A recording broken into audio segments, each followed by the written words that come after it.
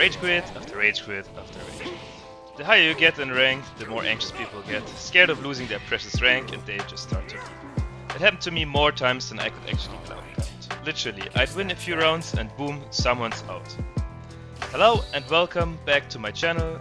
I finally made it, I reached Z rank, and today I'm here to show you exactly what tips, tricks, and strategies helped me push through all the trouble in ranked and finally reach the Z rank in Dragon Sparking 0.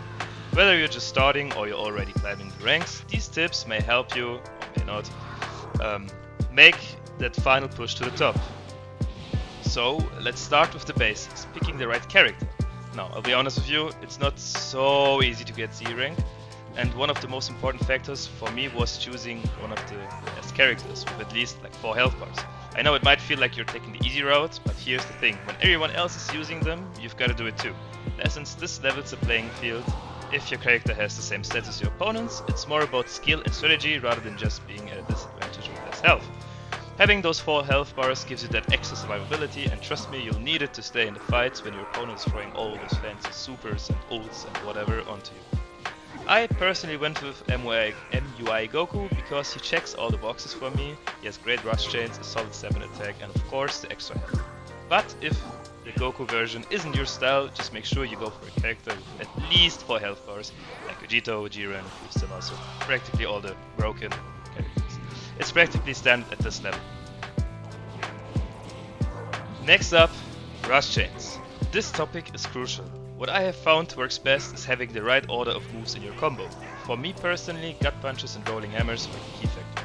They let me break through my opponent's guards early, giving me the advantage that I needed. So having them really early in the rush chain helped me so much. However, there's one rush chain I want to highlight at this point, which can really make a difference basically. This one is flying kicks. Flying kicks are amazing overall. Since they hit multiple times and strike on top of the opponent, they do force the enemy to hold their block upwards for the full duration of the kicks. If they let the guard down too early, some of the kicks might or will still land, leaving the enemy staggered. This actually gives you a huge opening for your next move to hit. In my opinion, the best position for flying kicks in a rush chain would be like the first attack. Characters like Ultimate Gohan, Trunks, MUI Goku, Super Saiyan 4 Gogeta and so on have this, and this is really effectively. This way you can instantly open the enemy up and then continue with all your other hits. Now, coming to Rolling Hammer, this actually was an important one as well. It's not just good for staggering the enemy like the Gut Punch is, it's basically the perfect tool for turning your opponent around, which sets them up for our beloved backshots. However, you want to mix your attack patterns and rhythms a little bit up so your enemy won't just counter your combo with a super counter. Like you know, they always do. All in all, you want to be unpredictable, and Rolling Hammer lets you manipulate your opponent's positioning to keep them off their balance and to keep them in staggers. Now, let's talk about some abilities of the different characters. This basically is where the things get really interesting. I personally didn't use the instant transmission thing in my matches, however, it's definitely worth mentioning because it's like a hidden gem in this game. If you're looking for an ability that might fly under the radar, but can make a big impact, give instant transmission a try, trust me. It basically just teleports you behind your opponent, which causes the enemy to be disoriented, he loses the vision on you, and this basically gives you a clear advantage because with this you can just fly up or down, charge up to instant sparking, and then hit him with all those crazy ultimates that you have.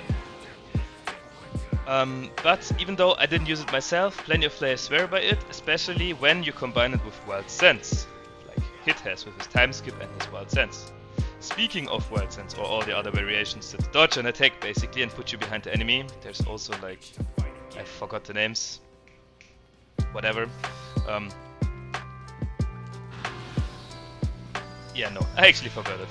Well, but basically I've used the Wild Sense from MUI Goku a ton in my matches, and I can't recommend it enough. Wild Sense is not just for dodging the attacks, it's all about disrupting your opponent's rhythm and timing. Because when used effectively, it can completely shift the momentum into your favor. You're not just avoiding the damages, you're setting up for your next attacks, basically, keeping your opponent on the defense. And if you're up against someone who's relying on wild sense too, like I mentioned in my last video, do not forget you can counter their wild sense with your wild sense. Like, simply hit the enemy first after activating your wild sense, so theirs triggers first and then yours will counter theirs. It's like a little mind game in itself. If it's timed right, you can turn their defensive move into your opportunity to land some devastating hits, let's say. And of course you cannot forget about managing your ki and super attacks. You've got to manage your ki wisely to unleash your super powerful whatever super attacks at the exact right moment, like Bardock using his rush attack after you Z-burst dash to someone. But you need of course at least 4 ki bars because you have the Z-burst dash and then you have to use your rush super. What I mean by this, like land a few combos, get the opponent to drop their guard for example, by staggering them with gut punch or using slow sweeps, and then go all in with your super. It's about the timing and maximizing damage when they're least expected. And one last thing for the wild sense as well, what I forget to mention is, if you're trying to trigger their wild sense with your wild sense, if the enemy is super good, he can actually vanish your wild sense, and then you will be put behind. So it's not like a 100% you will counter his wild sense with your wild sense. So you may ask yourself, what have I chosen as my main? It's actually MUI Goku, as you may have seen in the gameplay, playing in behind, the back. And why did I stick with it? It's relatively simple. His rush chains were perfect for the playstyle. Flying kicks at the start, then gut punch, then rolling hammer to stagger my opponents and break them. His step-in gut punch gave me surprise advantage too. It's quick and catches opponents off guard. Combine that with his innate auto dodge and you've got a fighter who's not only hard to hit but also punishing to face.